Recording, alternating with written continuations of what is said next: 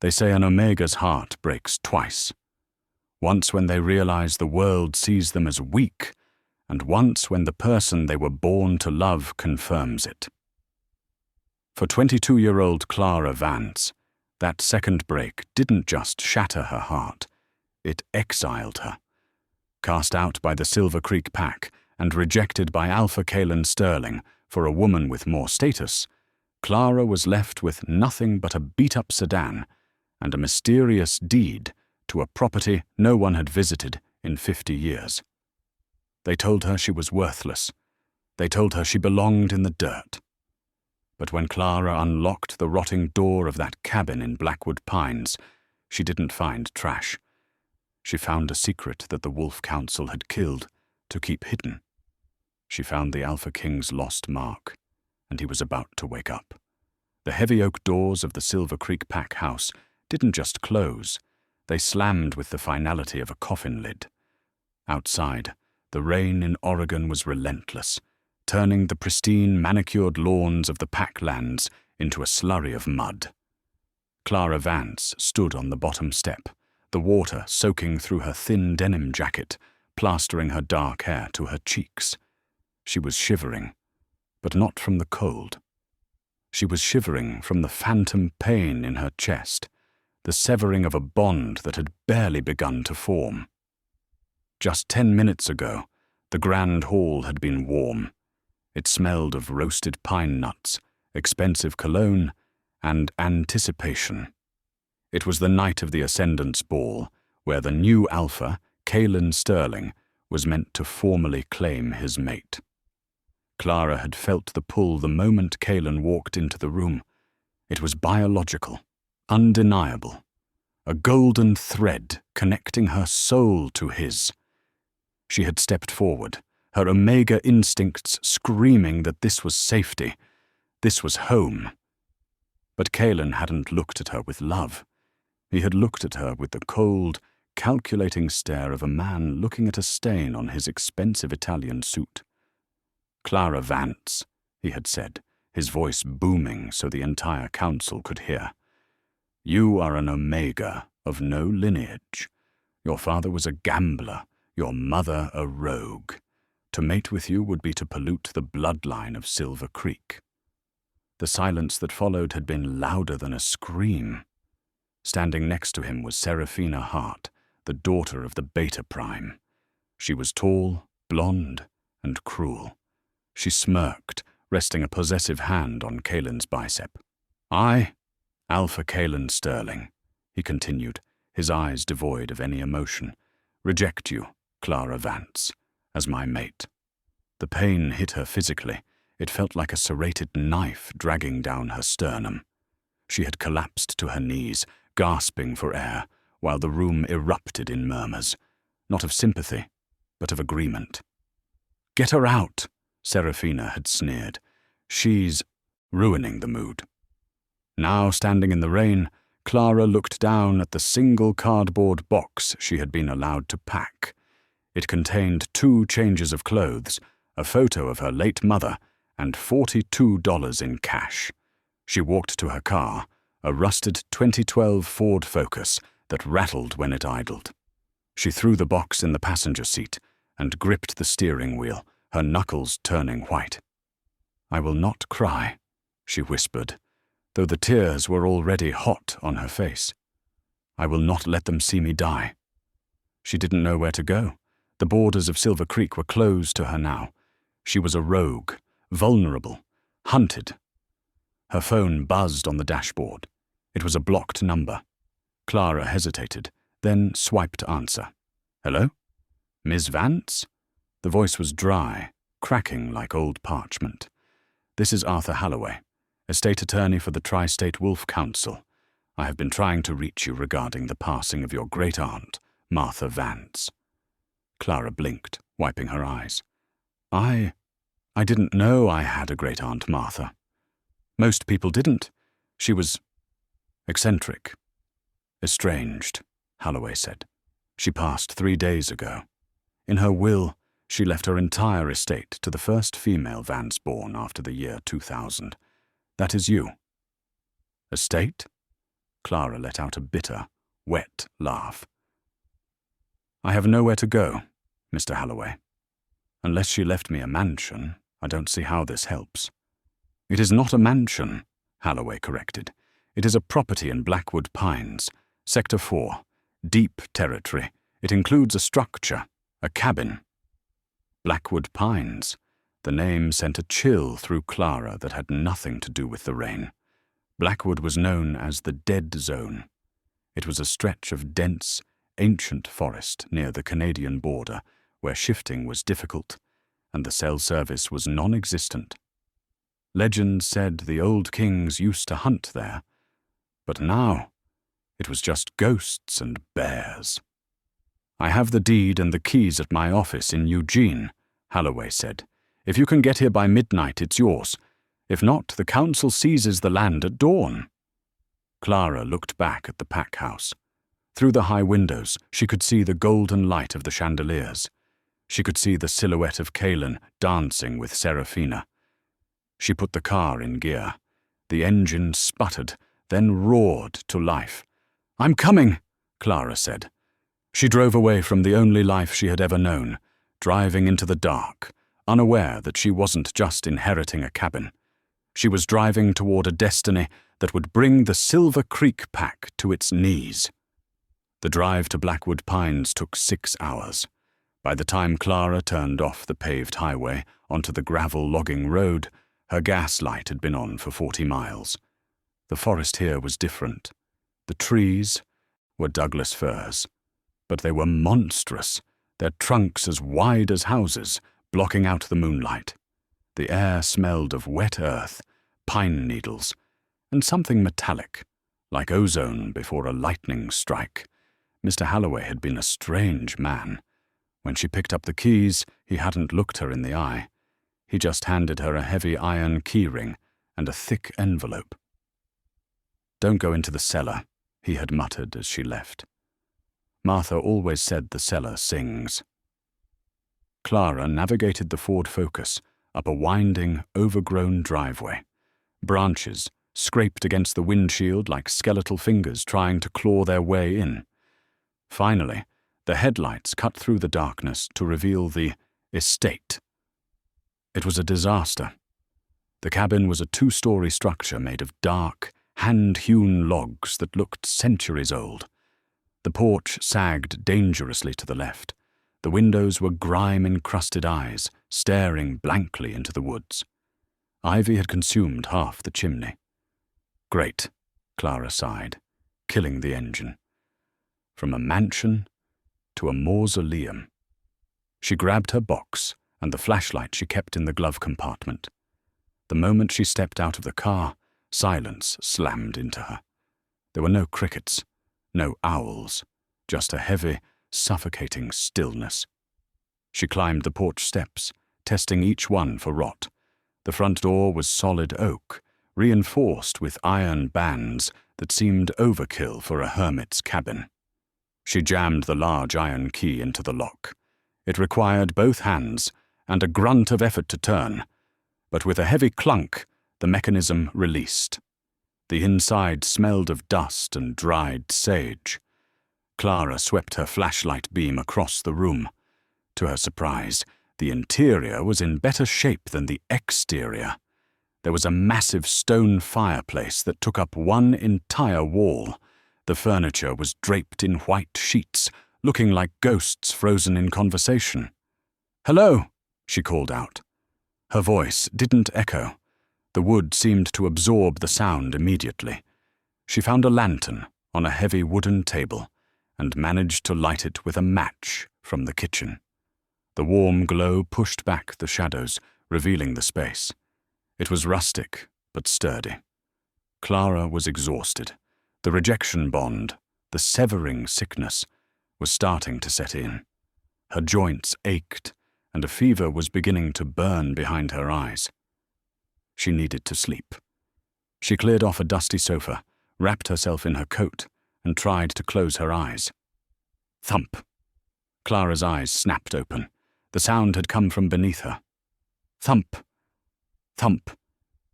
It was a rhythmic, heavy sound, like a heartbeat against stone. Rats, she told herself. Just big, mountain rats. But rats didn't have a rhythm.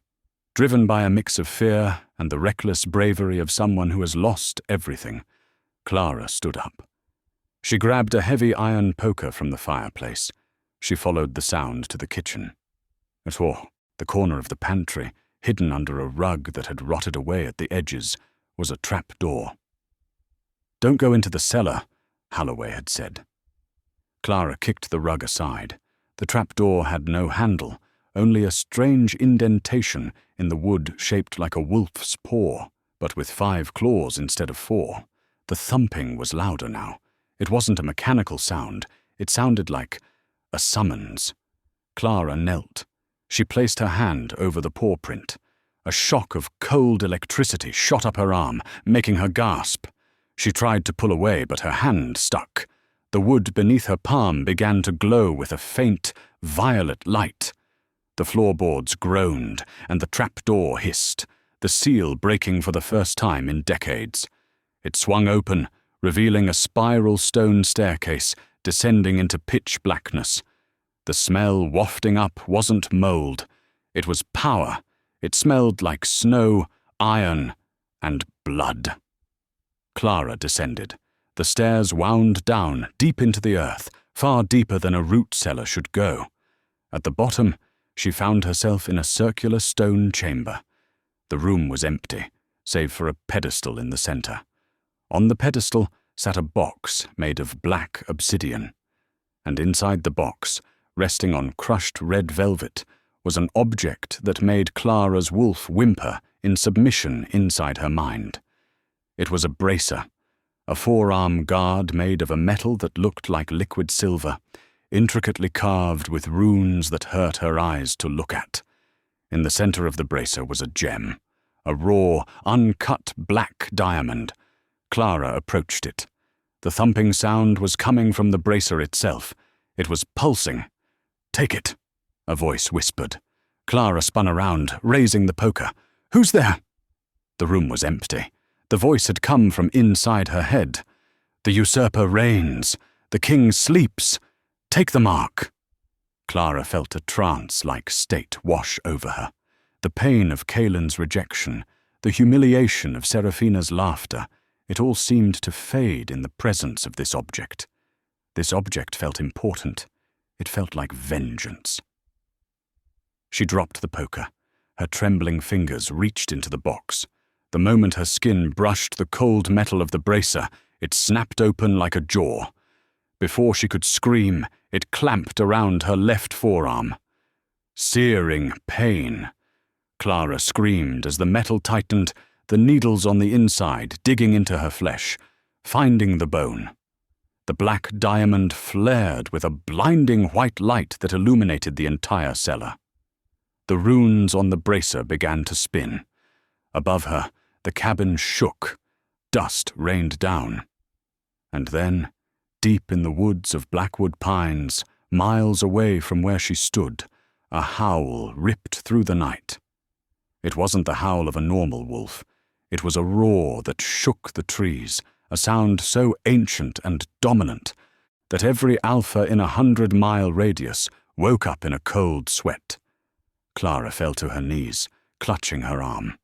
The pain subsided, replaced by a hum of energy that made her veins feel like they were filled with lightning.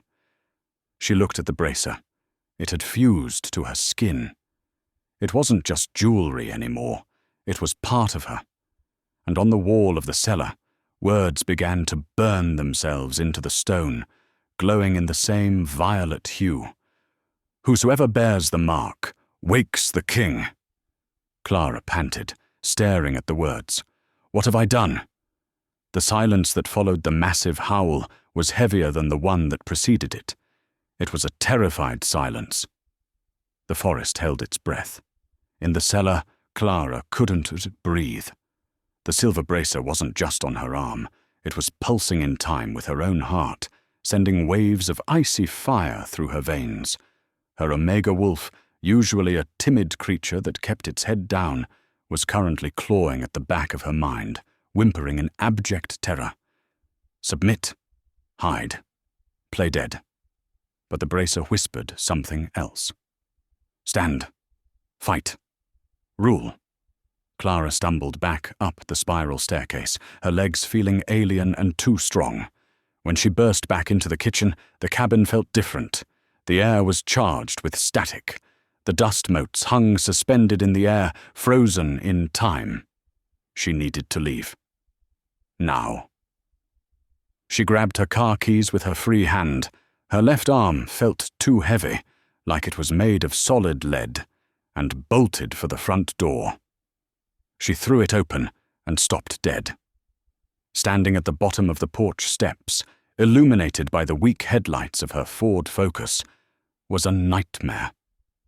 He was massive, easily 7 feet tall, broad-shouldered, naked, and covered in mud and pine needles, as if he had just clawed his way out of a grave.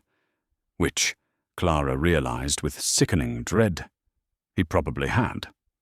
His hair was matted and dark, hanging over eyes that glowed with a predatory, molten gold light. Not the warm yellow of a normal alpha, but the burning gold of a furnace. He wasn't looking at her face. He was staring intently at her left arm. Clara instinctively tried to hide the bracer behind her back. The movement made the giant snap his head up. His growl vibrated through the rotting floorboards under her feet. Where? His voice was gravel grinding on steel, a sound unused for centuries. Where did a pathetic little scrap of a thing like you get that? Clara's voice deserted her. She backed away, bumping into the doorframe. I found it. In the cellar. The man took a step up the stairs. The wood groaned under his weight. He moved with predatory grace, despite the mud caking his limbs. Found it, he mocked. He sniffed the air, his upper lip curling in disgust. Omega. Unmarked, rejected. You reek of sorrow and weakness. He was close now. Too close.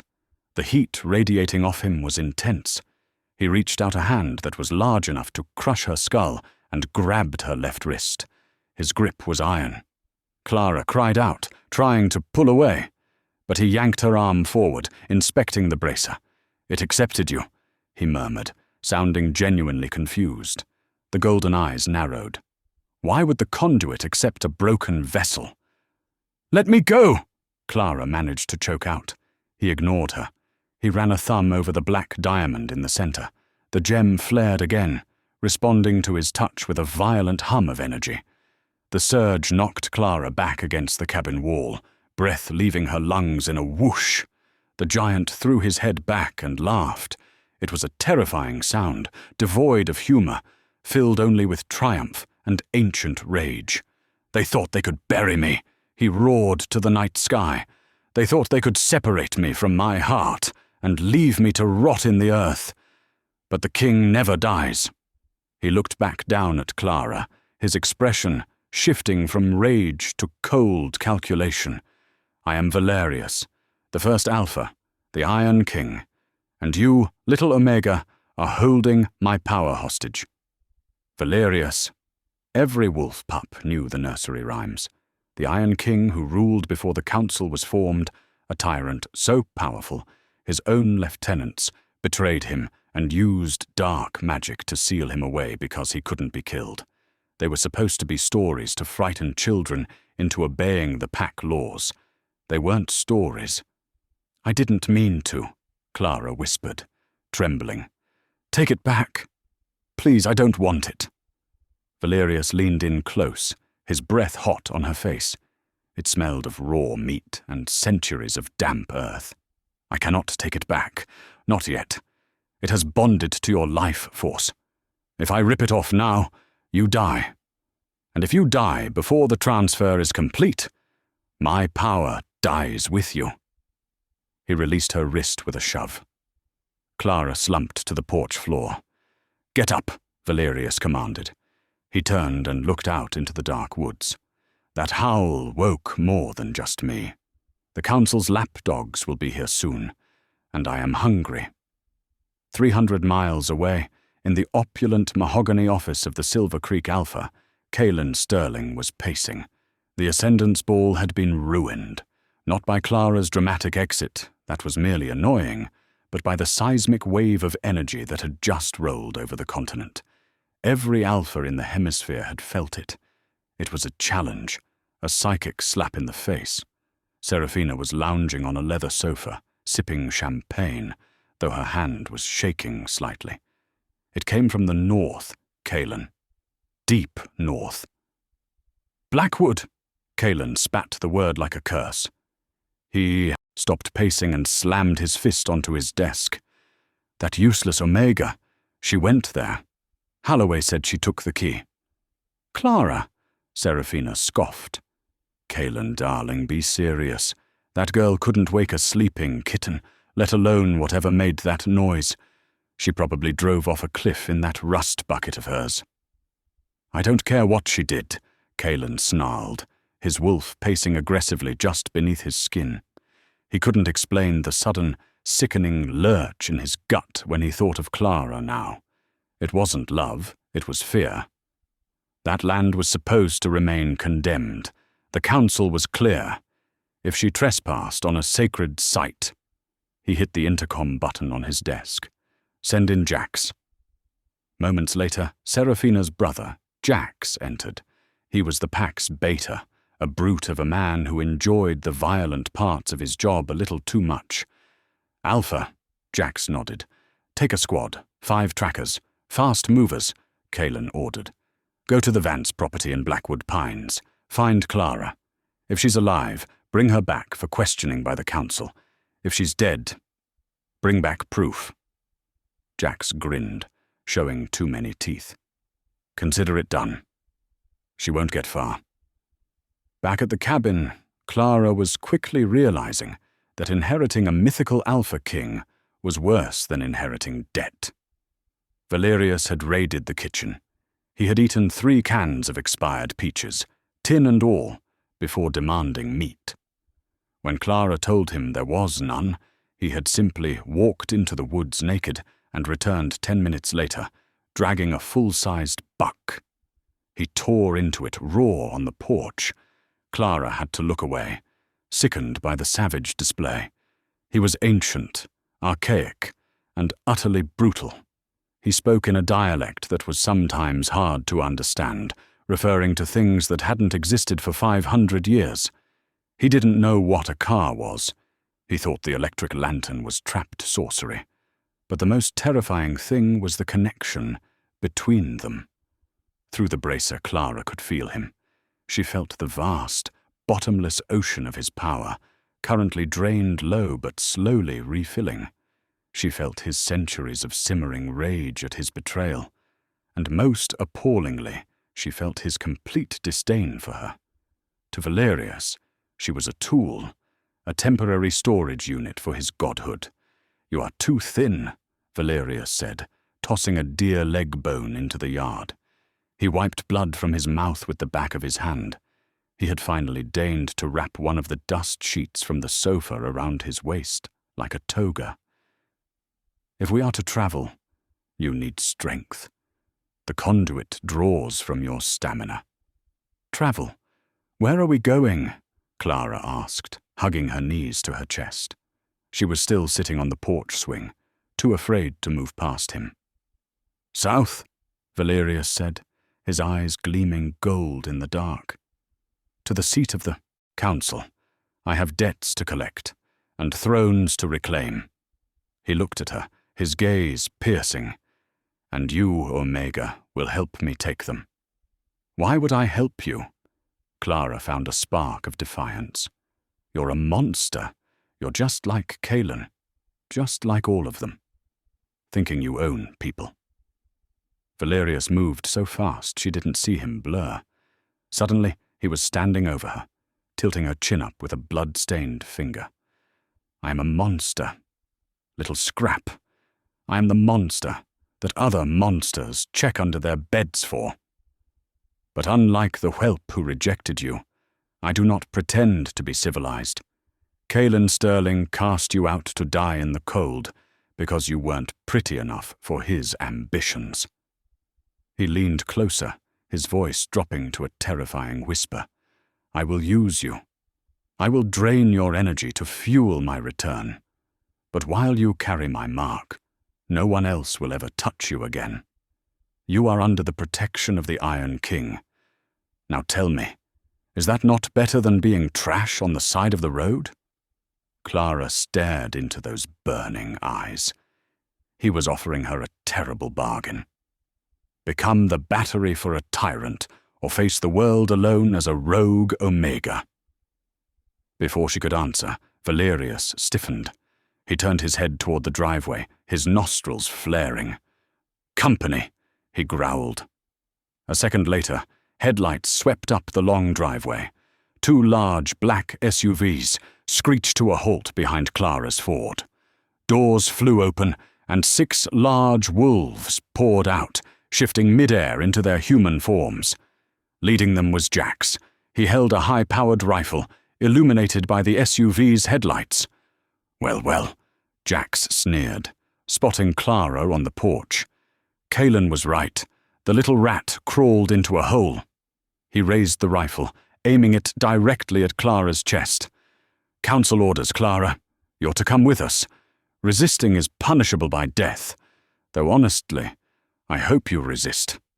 Clara's heart hammered against her ribs. She looked at Valerius. The Iron King hadn't moved. He was just watching the newcomers with mild curiosity, like a human watching ants.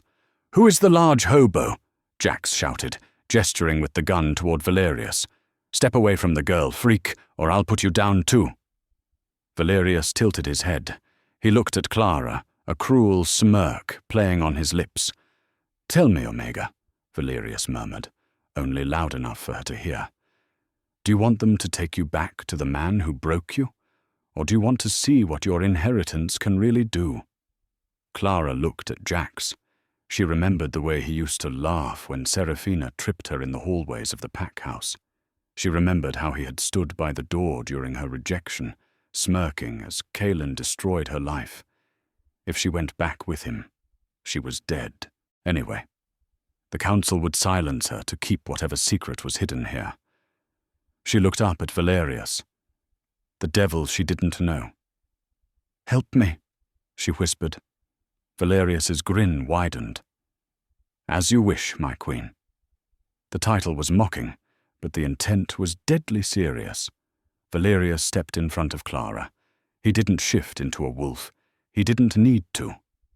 You trespass on the land of the first king, Valerius announced, his voice booming without effort, drowning out the idling engines of the SUVs. Kneel, pup, and I may let you leave with your skin intact. Jax laughed. First king? You've been eating too many strange mushrooms out here, buddy. Light him up, boys. Jax fired. The bullet hit Valerius square in the chest. Clara screamed, but Valerius didn't fall. He didn't even flinch. The bullet flattened against his skin and dropped to the porch planks with a pathetic tink. The smirk fell from Jax's face. What the? My turn, Valerius snarled. He moved. It was an explosion of violence.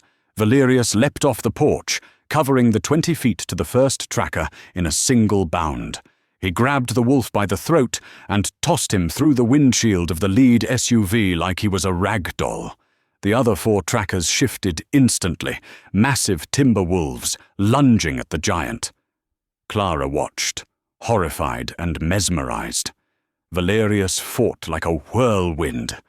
He was faster than them, stronger than them, and infinitely more brutal. He caught a lunging wolf in mid-air, snapping its spine over his knee before tossing it aside. He backhanded another with enough force to shatter its skull against a pine tree. It wasn't a fight. It was an execution. Jax, seeing his squad decimated in under 30 seconds, turned to run back to the second vehicle. Leaving so soon? Valerius appeared in front of him, blocking his path. Jax raised the rifle again, his hands shaking uncontrollably, but Valerius swatted the weapon away, bending the metal barrel like a twig. He grabbed Jax by the front of his tactical vest and lifted him off the ground, bringing him face to face. "Go back to your master," Valerius hissed, his golden eyes burning into Jax's terrified soul. "Tell Kaelen Sterling that the deepest hole wasn't deep enough. Tell him the Iron King has awakened, and tell him he is holding something of mine." Valerius dropped Jax, who scrambled backward on his hands and knees, whimpering. He jumped into the remaining SUV, leaving his dead and broken squad behind, and peeled out of the driveway, tires spraying gravel. Valerius watched him go, then turned back to the porch. He was covered in blood, none of it his own. The bullet wound on his chest had already closed, leaving not even a scar. He walked up the steps to Clara. The adrenaline of the fight had accelerated the bond. The bracer on her arm was searing hot. She could feel Valerius's power thrumming through her, a heady, addictive rush that made her feel 10 feet tall. He stopped in front of her, the metallic smell of blood overwhelming. "They will not be the last," Valerius said, his voice strangely calm now. "They now know you are alive, and they know you are not alone. The entire council will come down on this forest." He reached out and took her left hand, his thumb tracing the bracer again. "The bond is settling. You feel it? The strength?" Clara nodded mutely. She did. For the first time in her life, she didn't feel prey. "Good," Valerius said. "Pack your things, Omega. We are leaving this hovel. It's time to introduce the modern world to the old ways." "Where are we going first?" Clara asked, surprised that her voice was steady. Valerius looked south, toward the territory of Silver Creek. "Your Alpha Kaelen likes parties," Valerius snarled, a terrifying promise in his eyes. "I think we should crash his next one."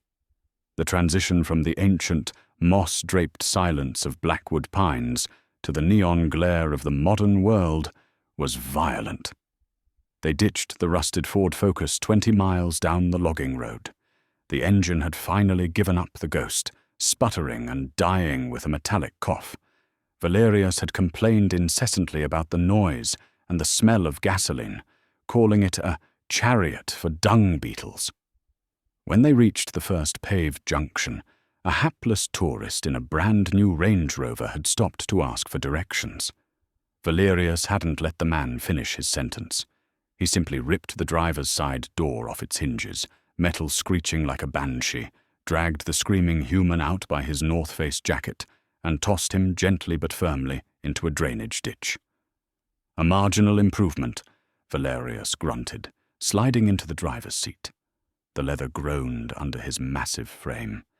He looked at the complex digital dashboard with disdain, poking a finger at the GPS screen, which immediately cracked. "Make it go, Omega." Clara, her heart pounding against her ribs like a trapped bird, had to lean over the center console. Her arm brushed against his chest. He was burning hot, a furnace of supernatural energy. She showed the ancient king how to operate the push-to-start ignition and the automatic transmission. "It drives itself," Valerius muttered, disgusted. "No reins, no spirit." She drove. Valerius sat in the passenger seat, his knees pressed against the glove compartment, his body barely containing the restless, lethal energy that radiated off him in waves. For the first hour, he stared out the window at the passing telephone poles and power lines, his golden eyes narrowing. "They have webbed the world in copper and glass," he observed, his voice a low rumble over the hum of the tires on asphalt. "It smells of electricity. It masks the scent of the earth. No wonder your council is weak. They cannot smell the storm coming because they are too busy staring at these glowing slates." He gestured to Clara's cracked smartphone sitting in the cup holder. "It's how we communicate," Clara said defensively. "It's how we know things." "It is a leash," Valerius corrected. "I can hear the voices in the air, thousands of them, whining, begging, lying. Is this what humanity has become? A swarm of buzzing insects? We need resources, Clara said, changing the subject before he decided to tear down a cell tower. "We have a car, but we have no money, no clothes. If we walk into the Ascendance Ball looking like this, me in rags and you in a bedsheet, they won't listen. They'll just shoot." "They will listen," Valerius said darkly, "but you are right about the tithe. Kings require tribute." He closed his eyes, tilting his head, as if listening to a frequency only he could hear. The bracer on Clara's arm warmed, humming in sympathy. She realized with a jolt that the artifact wasn't just a battery, it was a receiver. She could feel what he felt, a topographic map of power, overlaid on the physical world. "There," he said, opening his eyes as they approached the outskirts of Klamath Falls. "A repository, weakly guarded. I smell greed and fear. Mostly betas pushing paper." It was a mid-sized regional bank in the downtown area. To human eyes, it was mundane. To Clara's newly heightened senses, it smelled faintly of shifter anxiety. A council-affiliated bank used to launder PAC funds. "Wait here," Valerius commanded, as Clara parked the Range Rover in the shadowed alley behind the building. "Valerius, wait!" Clara hissed, grabbing his arm. The contact sent a spark through her. "You can't just walk in there. There are silent alarms. Cameras. The council has enforcers in every city. If you make a scene, Kaelen will know where we are before we're ready." Valerius turned to her, a slow, terrifying smile spreading across his face. It wasn't a human smile. It was the baring of fangs. "Little scrap, you still think like prey. I want them to know. I want Kaelen to sit in his high tower and watch the dots connect on his map. I want him to sweat." He exited the car. He didn't bother with the stealth approach. He walked to the heavy steel service door. He didn't knock. He placed one massive hand against the metal, right over the lock mechanism. Clara watched from the driver's seat, breathless. Valerius didn't punch. He pushed. A low, subsonic vibration shook the Range Rover. The metal of the door screamed as it warped, the molecular bonds failing under the pressure of his aura. With a sound like a gunshot, the lock cylinder shot backward into the building, and the door swung open. Clara waited for the sirens. Instead, there was a heavy, suffocating silence. Valerius disappeared inside. Minutes ticked by. Clara gripped the steering wheel, her knuckles white. She should run. She should drive away, go to Mexico, disappear. She was free of the pack. Why was she waiting for a monster? "Because he is the only one who didn't look at you with pity," a voice in her head whispered. "He looked at you with purpose." 5 minutes later, the back door opened. Valerius emerged. He wasn't running. He was strolling. In his hands, he carried 2 large canvas duffel bags, stuffed so full the zippers had burst. He tossed them into the back seat and slid into the front. "Drive." As Clara peeled out of the alley, tires screeching, she saw a security guard stumble out the back door. He wasn't injured, but he was on his knees, retching, his face pale as a sheet. "What did you do to them?" Clara asked, her voice trembling. "Did you kill them?" "I killed no one," Valerius murmured, digging through one of the bags and pulling out stacks of $100 bills bound in paper wrappers. He sniffed the ink disdainfully. "I merely released my scent. I let the wolf out. They were wolves playing at being sheep, sitting in air conditioning, counting paper. When they felt a true alpha, a primordial predator, their instincts overrode their training. They were too busy cowering to press any buttons." He tossed a stack of bills into Clara's lap. Tribute for the driver. Clara stared at the money. It was more than she had made in 5 years of scrubbing floors in the Silver Creek kitchens. "We need to spend this," Valerius said, looking at his own reflection in the rearview mirror. He touched the dirt on his face, the matted hair. If I am to retake my throne, I must look the part. The Iron King does not wear mud. They stopped in Redding, California, 3 hours south. It was a large enough city to have high-end retail, but far enough from Silver Creek to avoid immediate detection. They parked in front of a sleek menswear boutique. The sun was setting, casting long orange shadows across the parking lot. "You can't go in there like that," Clara said, eyeing his makeshift toga. "They'll call the police." "You go," Valerius commanded. "You know the fabrics of this age. Bring me something black, something that does not restrict movement.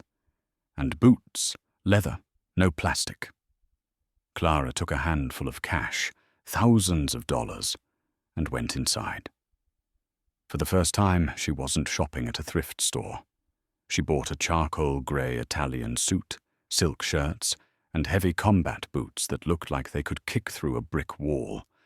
For herself, she bypassed the dresses. She went to the edgy section. Black jeans, a leather jacket, a silk camisole. When she returned to the car, Valerius changed in the back seat, indifferent to the passers-by. When he stepped out of the car to adjust his belt, Clara's breath hitched. The suit transformed him. It hid the raw savagery of his muscles under sharp tailoring, making him look less like a beast and more like a CEO of a company that murdered its competition. His hair, which he had slicked back with water, revealed the sharp, aristocratic lines of his face. He looked dangerous. He looked expensive. He looked like a king. He turned to her, his golden eyes scanning her new outfit. He nodded slowly. "Better," he said. "You look less like a victim and more like a warning." They got back on the road. The atmosphere in the car had shifted. The fear was ebbing away, replaced by a cold, hard anticipation. "Why me?" Clara asked quietly, somewhere around 3 a.m. on the dark stretch of Interstate 5. The exhaustion was setting in, but the bracer kept her awake, pumping caffeine-like energy into her blood. Valerius didn't open his eyes. He was resting, conserving strength. "I told you. The mark chose you." "Yes, but why?" Clara pressed. "Kaelen said my bloodline was trash. My father was a gambler who lost everything. My mother was a rogue who died in a ditch. I have no status. I have no training." Valerius chuckled, a low rumble in his chest that vibrated through the seat. "The current council values purity. They breed wolves like show dogs. They want obedience, straight teeth, and shiny coats." He opened one eye, the gold iris glowing in the dark cab. "In my time, we valued survival. Your ancestors were rogues because they refused to kneel to weak leaders. They were gamblers because they understood that life is risk. The Mark didn't want a pampered princess from a beta line like that blonde wrench who stood next to your ex-mate. It needed a vessel that understood hunger." He reached out and, for the first time, touched her without malice. His large hand covered the bracer on her arm. The sensation was electric, intimate. "The Mark is a heavy burden, Clara. A weak soul would have shattered under the weight of my power by now. You are still driving. You are still asking questions. You have rage in your heart, deeper than the Mariana Trench. That rage is fuel." Clara gripped the steering wheel tighter. The image of Kaelen rejecting her, the laughter of the pack, the years of being treated like furniture. It all bubbled up. "I want to hurt them," she whispered, the admission tasting like copper. "I want them to feel as small as they made me feel." Valerius smiled, and this time it was genuine. It was a partnership being forged in the dark. "Hold on to that," he said softly. "Sharpen it like a knife. We are almost there. And tonight, Silver Creek will learn that you do not kick a dog that has the teeth of a dragon." Ahead of them, The sign for the Silver Creek exit flashed green in the SEC headlights. "Turn here," Valerius commanded. "The party is starting." The Silver Creek Pack's grand hall was restored to its full glory, a week late. Kaelen Sterling stood on the dais at the front of the massive room, sweating in his tailored tuxedo. The chandeliers glittered, the champagne flowed, and 300 of the region's most influential shifters were in attendance. It was supposed to be his coronation, his formal acceptance by the regional council elders as the rightful alpha of Silver Creek. But the air was thick with tension. Jax had returned a gibbering mess, babbling about a giant who caught bullets and the Iron King. Kaelen had locked Jax in the sub-basement asylum to keep him quiet, but rumors were spreading. "Smile, Kaelen," Seraphina hissed, standing beside him in a shimmering silver gown that cost more than Clara's old car.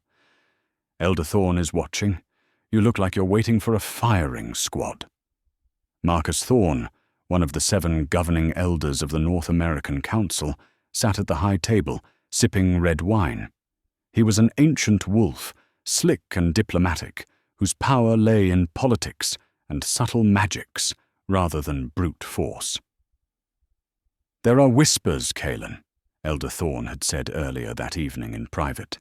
"Whispers that you failed to contain a rogue element in Blackwood. Whispers of old energy signatures." "It's handled, Elder," Kaelen had lied. "Just a feral bear and some hysterics." Now Kaelen raised his glass to the room. "My friends, family, tonight we celebrate unity. We celebrate the strength of our bloodlines and the future of Silver Creek under my..." The explosion rocked the building to its foundations. The massive 20-foot-tall mahogany double doors at the end of the hall didn't just open. They disintegrated. Wood shards and twisted iron hinges became shrapnel, raining down on the screaming guests in the back rows. Dust billowed into the hall, backlit by the cool night air. Through the dust walked 2 figures. Valerius led. He was no longer naked or covered in mud. They had stopped at a high-end menswear store in Reading with their stolen cash. He wore a charcoal grey suit that strained at the shoulders, the silk shirt beneath open at the collar, revealing the thick column of his throat. He looked utterly civilized, which made the raw, archaic violence in his golden eyes even more terrifying. A step behind him walked Clara Vance. She wore a black leather jacket over a simple silk top, dark jeans and heavy combat boots. No gowns, no trying to fit in. Her dark hair was pulled back tight, emphasizing the sharp new angles of her face, and on her left forearm, exposed for all to see, the obsidian bracer pulsed with a rhythmic, violet light that matched the throbbing vein in Kaelen's temple.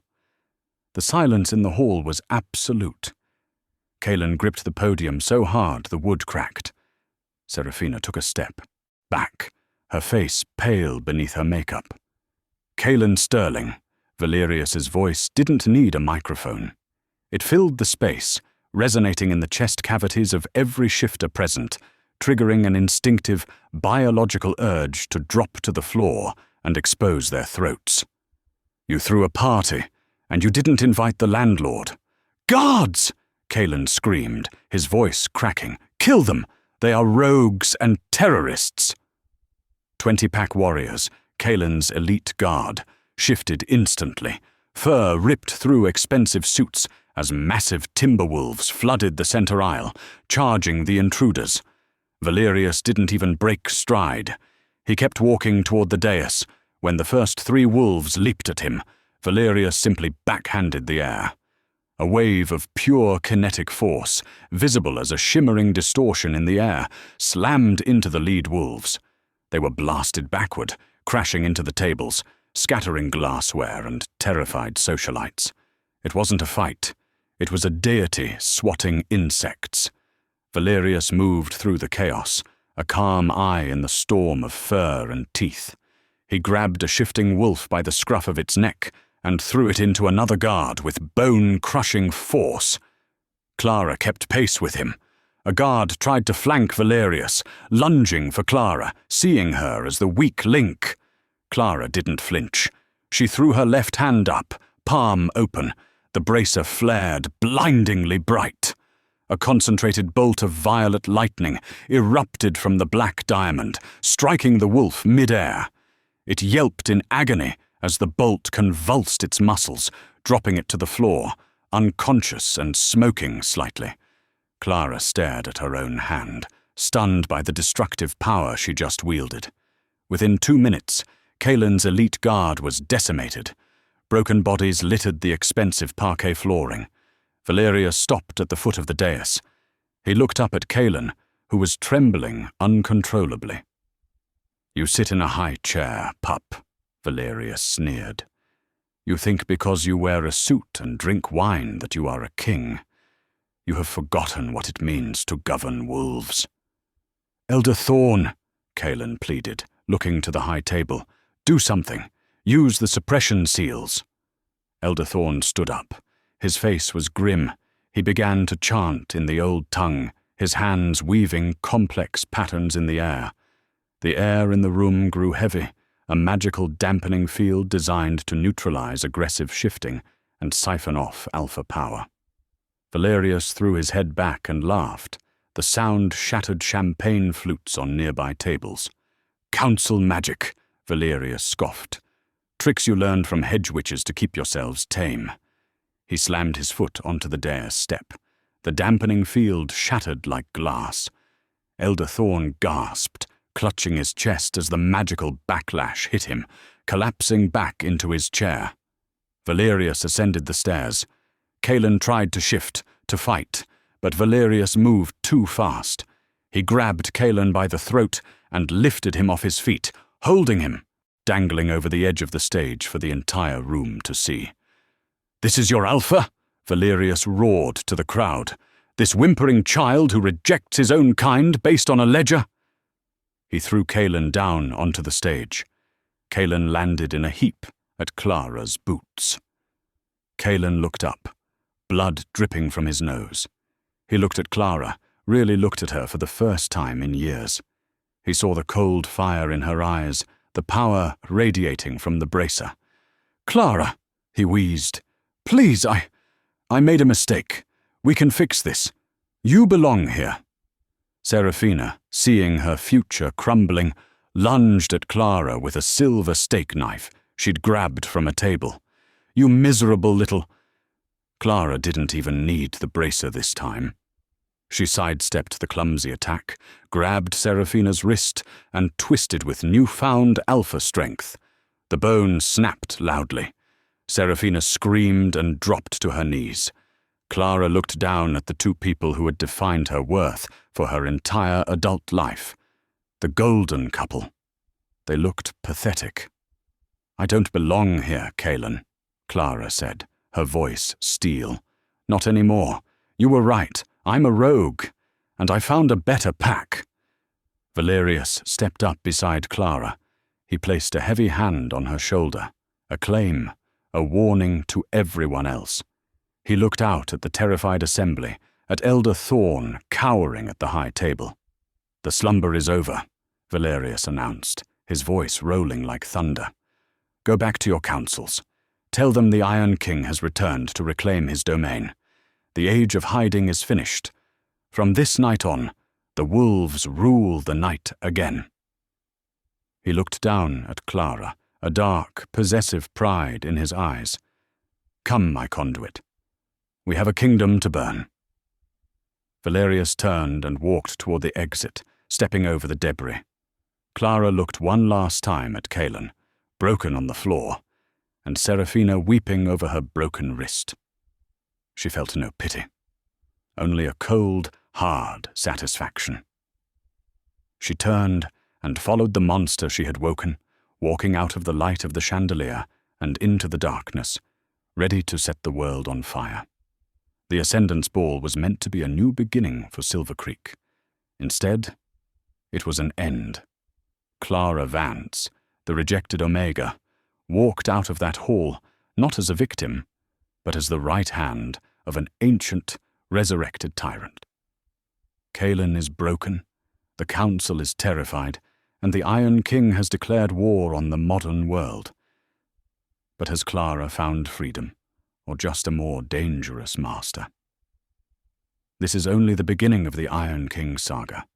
If you want to know what happens when Valerius and Clara take their war to the Council's doorstep, hit that like button and subscribe. Turn on notifications so you don't miss Part 2, coming next week. Thanks for watching.